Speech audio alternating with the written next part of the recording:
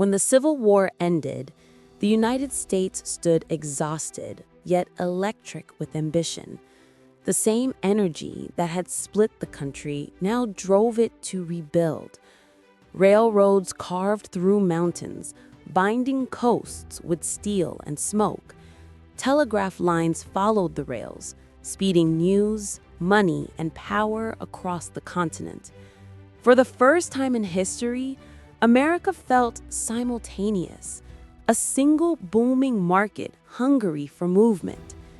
Industry became its heartbeat. Factories rose where farms once stood.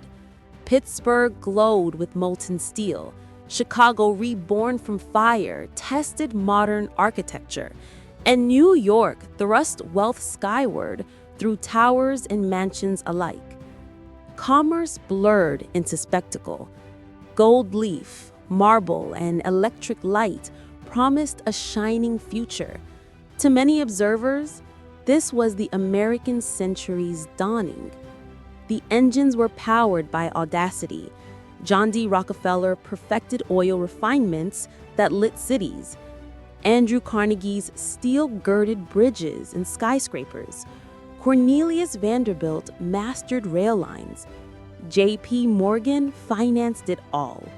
They called themselves captains of industry, though critics coined another term, robber barons. Their daring mirrored the country's own, producing breathtaking expansion and equally vast inequality. Mark Twain named it the Gilded Age, a world gilded on the surface, rusting beneath. For millions of laborers and new immigrants, the shine meant hardship. Families toiled 12-hour shifts in mills and mines, their children beside them. Wages barely covered rent in teeming tenements. Workers organized strikes at Homestead and Pullman, demanding fairness from masters who saw labor as another raw material. Violence answered them. Still, a new class consciousness took root. Humiliation became solidarity. Politics reflected the age's mimicry, public virtue masking private profit. Party machines, such as New York's Tammany Hall, swapped contracts for votes. Corporations financed campaigns with impunity. Presidents spoke of reform while counting donations from the very trust they promised to regulate. The republic survived, but felt pawned to its own prosperity. Cynicism became patriotic realism. In the 1890s, the overbuilt dream began to crumble. Speculation and monopoly triggered the Panic of 1893, collapsing banks, railroads, and hope. Factories lay silent. Jobless men wandered city streets. Newspapers that once praised industrial heroes now printed headlines of ruin.